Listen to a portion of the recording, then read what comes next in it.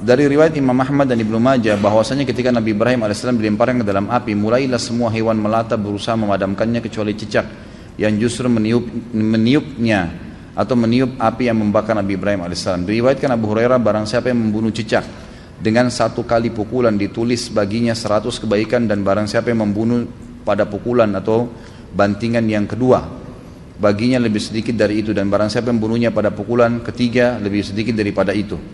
Saya masih belum memahami hikmah perintah membunuh cicak. Bukankah cicak tidak membahayakan dan mengurangi populasi nyamuk?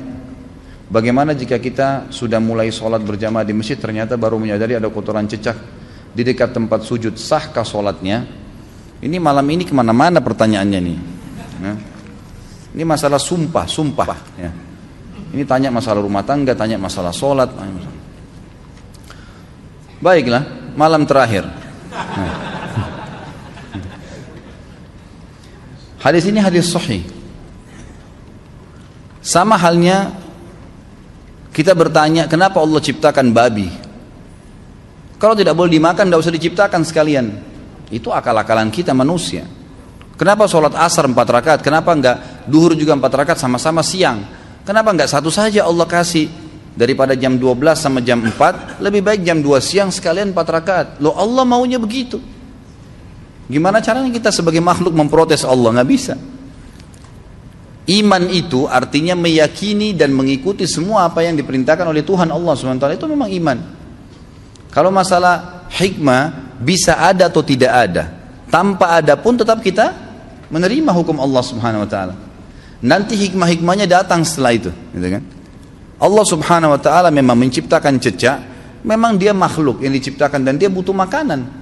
Walaupun dia disuruh bunuh, dia butuh makanan. Ada beberapa hewan yang kita disuruh bunuh kan? Bukan cuma cicak, kalajengking, ular, ya, hewan yang berbahaya. Memang kita dianjurkan bunuh. Anjing yang berwarna hitam semuanya.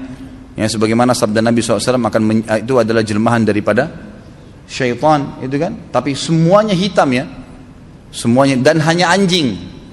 Jangan lihat orang kulit hitam. Pernah soalnya begitu di Madinah. Ada orang bilang pada saat dijelaskan ini, dia lagi tidur, dia bangun di kelas, dia cuma dengar kata-kata hitamnya boleh dibunuh. Dia bilang, Syekh, orang Afrika boleh kita bunuh kan hitam. Kata Syekhnya, ini anjing hitam. Nah, jangan salah faham. Jadi memang diperintahkan membunuh cicak, membunuh tikus, membunuh ular, kalajengking, itu perintah dari Allah SWT. Apa hikmahnya? Allahu a'lam. Jadi kan, saya terus terang secara pribadi belum mendapat hikmahnya, tapi sebagai orang yang beriman kita jalani. Kita jalani. Kalau satu waktu dengan berjalannya hidup kita dapat dengan ilmu teknologi canggih, ada hikmah-hikmah tertentu, ya alhamdulillah. Tapi tanpa itu pun tetap kita imani, gitu kan. Seperti itu. Kalau ada kotoran cicak, sesuatu yang kita tidak tahu memang dasarnya. Kita lihat pada saat sudah bangun dari sujud atau rakaat pertama, pas rakaat kedua kelihatan ada seperti kotoran cicak. Ragu, pindah tempat. Bisa kita melangkah ke kanan atau ke kiri, gitu kan. Itu bisa pindah.